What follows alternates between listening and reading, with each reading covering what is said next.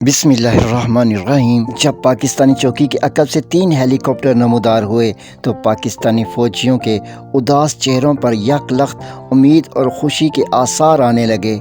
वो समझ बैठे थे कि उनके लिए इमदाद आन पहुंची, क्योंकि गुज़िश्ता 21 दिनों से उनकी इमदाद और सप्लाई लाइन काट दी गई थी और वो भारतीय फ़ौज के सख्त घेरे में फंसे हुए थे।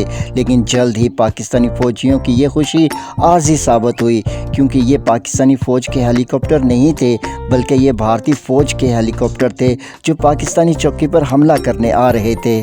नाजरीन, ये बहादुरी का किस्सा है कैप्टन एहसन मलिक का, जो गुज़िश्ता 21 रोज़ से भारतीय फ़ौज के घेरे में बग़ैर इमदाद के और सप्लाई के लड़ रहे थे। कैप्टन एहसन मलिक की बहादुरी की तारीफ़ Indian army chief Sam Manekshaw ने खुद अपने हम मनसब पाकिस्तानी के सामने की थी।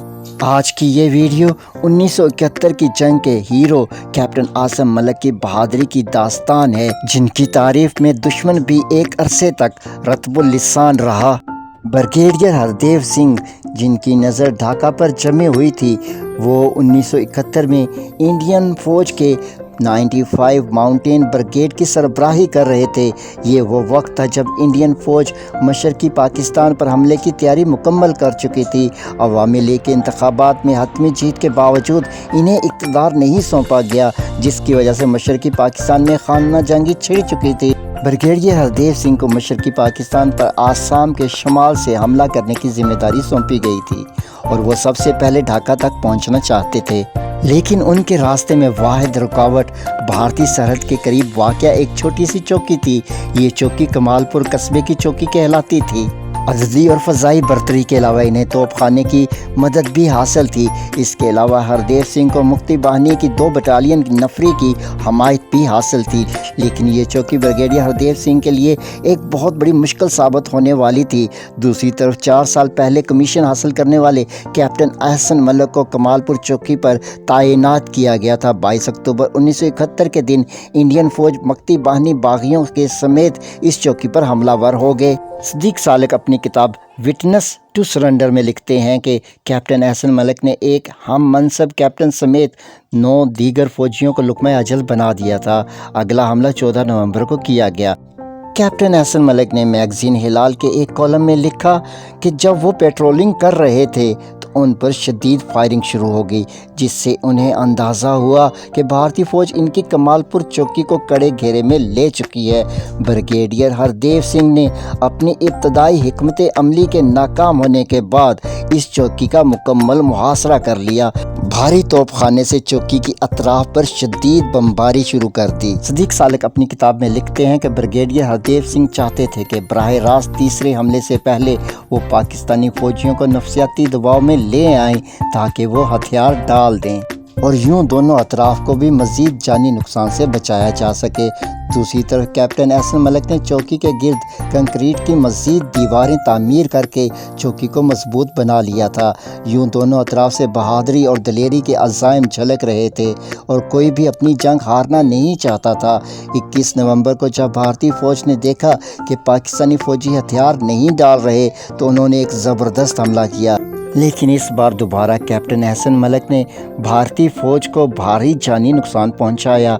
एहसन मलिक ने बताया कि इस हमले के बाद उन्होंने चौकी के गिर्द 28 भारतीय फ़ौजियों की लाशें गिनी थी, जिनमें एक कैप्टन की लाश भी थी।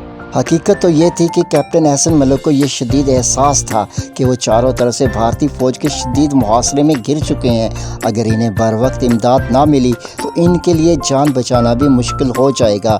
लेकिन नामसाइद हालात के बावजूद वो किसी सूरत में भी हथियार डालना नहीं चाहते थे। इनकी बटालियन 31 बलोच के कमांडिंग ऑफिसर कर्नल सुल्तान चंद मील दूर बटालियन हेडक्वार्टर में मौजूद थे। कर्नल सुल्तान ने भारतीय फ़ौज का घेरा तोड़कर कैप्टन एहसन मलिक को इमदाद पहुंचाने की भरपूर कोशिश की, लेकिन वो इसमें नाकाम रहे। 27 नवंबर भारतीय ब्रिगेडियर हरदेव ने चौकी पर कब्जा करने की दोबारा कोशिश की, लेकिन इस बार भी नतीजा पहले जैसा ही निकला।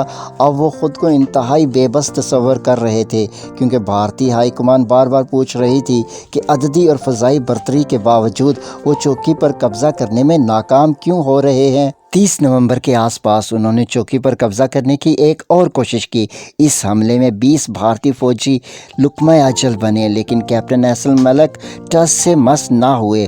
हमलों में मुसलसल नाकामी और भारी जानी नुकसान ने भारतीय फौजियों के हौसलों को पस्त कर दिया था। सदीक सालक अपनी किताब में लिखते हैं कि 2 हफ्तों की लड़ाई के बाद कैप्टन एहसन मलिक गोला और बारूद की शदीद कमी का शिकार हो गए थे, क्योंकि एहसन मलिक तक इमदाद पहुंचने की तमाम कोशिशें नाकाम हो चुकी थी।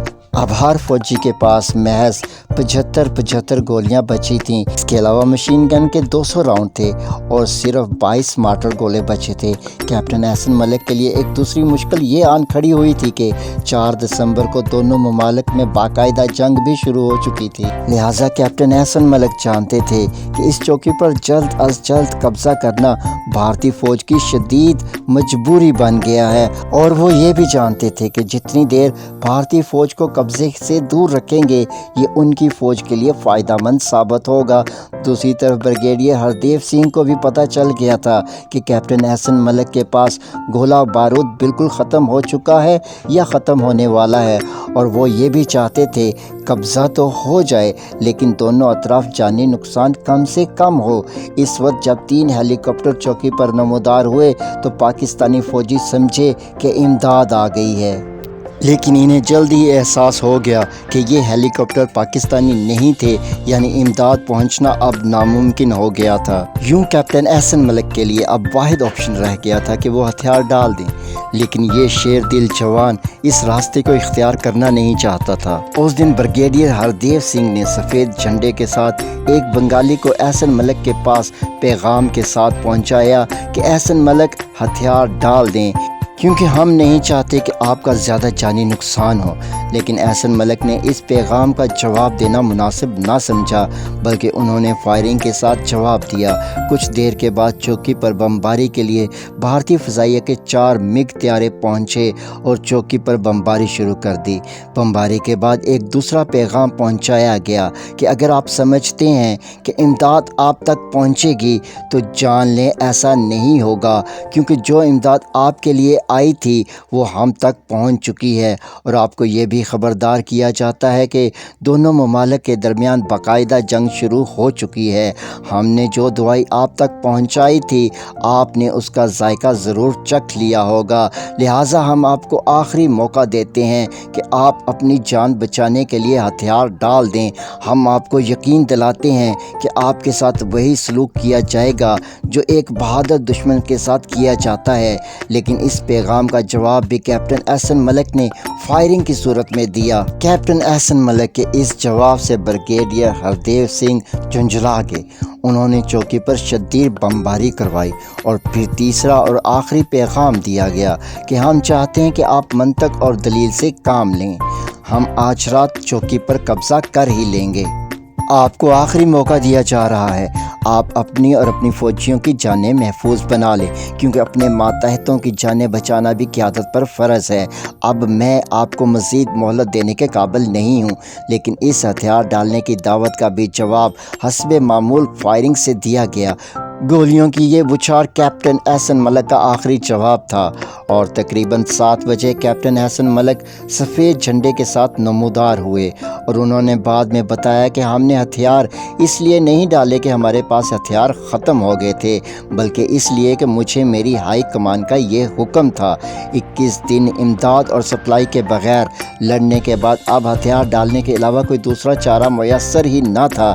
कैप्टन एहसन सदीक मलिक को सितारा जुर्रत से नवाजा गया, क्योंकि इंडियन फ़ौज के सरबराह साइम मानिक शाह ने जंग के बाद अपने दौरा पाकिस्तान में अपने हम मनसब से इनकी तारीफ़ और सताइश की थी, बल्कि उन्होंने कैप्टन एहसन सदीक मलिक को एक ख़त में बाज़ाब्ता तहनीती पैगाम भी दिया था।